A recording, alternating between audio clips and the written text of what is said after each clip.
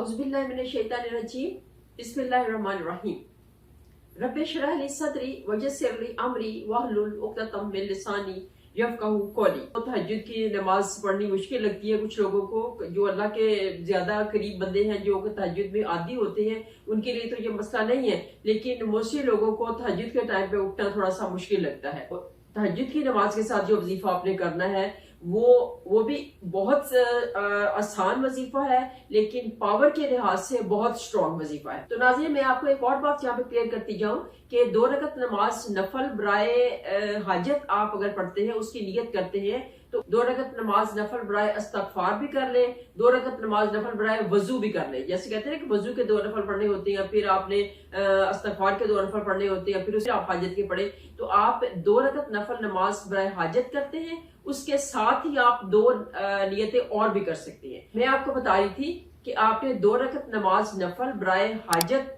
पढ़ने हैं तहज्जुद की नमाज से, ठीक है, और उसके साथ आपने 2 रकत नमाज नफल बराए हाजत, 2 रकत नमाज नफल बराए इस्तिग़फ़ार भी कर ले, 2 रकत नमाज नफल बराए वजू भी कर ले। ये 3 नियतें आपने करके, तो उसके बाद आपने अल्लाहु अकबर और फिर आपने सुब्हानक अल्लाहुम्मा व बिहम्दिका व तबारक अस्मुका नमाज पढ़नी है पूरी। और उसके साथ पहली रकत में आपने 11 दफा सूरत काफिरून पढ़नी है।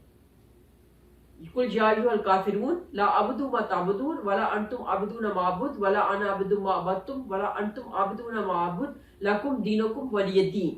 ठीक है, ये पढ़नी है 11 दफा। और दूसरी रकत आपने पढ़नी है, दूसरी रकत में आपने कुल हुवल्लाहु अहद पढ़नी है, ये भी आपने 11 दफा पढ़नी है।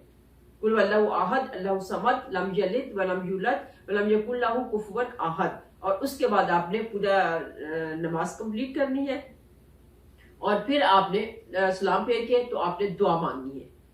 जो भी दुआ मांगेंगे आप, कोई भी मसला हो सकता है आपका, उसमें आप अपनी एग्जाम की कामयाबी के लिए, आप अपनी शादी के लिए, अपने कर्ज के लिए, मर्ज के लिए, इवन कोई भी आपको जिंदगी में मसला है, कोई बीमारी है, कोई हारी है, मतलब इस तरह से कोई भी अगर आपको कोई मसला है, तो आप उसके लिए इन 2 नवाफिल का वास्ता दे के, ये 2 सूरतें बहुत स्ट्रॉन्ग सूरतें हैं, कुल या अय्युहल काफिरून और कुल हुवल्लाहु अहद।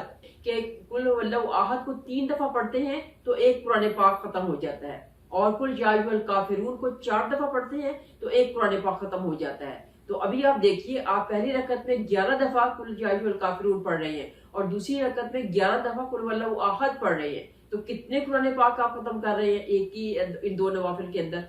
तो आपको कितना सवाब मिलेगा, और अल्लाह ताला आपकी दुआ बहुत जल्द कबूल करेंगे। तो ये तहज्जुद की नमाज के साथ का वजीफा है। आपको अगर कोई हाजत कबूल करवानी है तो तहज्जुद में उठें और ये 2 नवाफिल पढ़े, और उसके बाद अल्लाह ताला से अपनी दुआ को कबूल करवा लें, अपनी दुआ की कबूलियत पे स्टैंप लगवा लें। ठीक है, ये जो सूरत कुल या अय्युहल काफिरून है और सूरत कुल हुवल्लाहु अहद है, ये जमाने की जो मुश्किलात होती हैं, जमाने के जो थपेड़े होते हैं, जो वक्त के थपेड़े होते हैं, वो नहीं ये खाने देती ये दोनों सूरतें जो है। तो अल्लाह ताला की ये बहुत प्यारी सूरतें हैं, कुरान पाक की ये बहुत प्यारी सूरतें हैं। तो आप इन सूरतों के साथ जरूर आप ये वजीफा करिए। 11 दफा का वजीफा है, बहुत लंबा चौड़ा कोई वजीफा भी नहीं है। बस उसके बाद दुआ का है कि दुआ में आप जितना मर्जी टाइम ले लें, वो आपकी अपनी मर्जी है, जितनी देर में आप अल्लाह ताला को मना सकते हैं आप अल्लाह ताला को मना लें, क्योंकि दुआ तो अल्लाह ताला के साथ एक डायरेक्ट कम्युनिकेशन होती है ना आपकी। आपने अल्लाह ताला को क्या क्या बातें बतानी है, क्या क्या किस किस तरह से आपने अल्लाह को राजी करने के, आपको खुद पता होना चाहिए कि मैं किस तरीके से अल्लाह को राजी कर सकता हूँ। तो आप अल्लाह को राजी करिए और अल्लाह ताला से अपनी दुआ की कबूलियत करवा लें। तो अल्लाह ताला हर वक्त दुआएं के, अल्लाह ताला बहाने ढूंढते हैं कि बंदा दुआ करे और मैं उसको कबूल करूँ।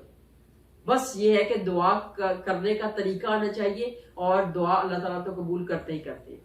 तो इसी के साथ नाज़रीन इजाजत चाहूंगी। इंशाअल्लाह ताला वल अज़ीज़ दोबारा से फिर किसी और वीडियो के साथ फिर हाजिर होंगी। तब तक के लिए इजाजत, अल्लाह हाफिज।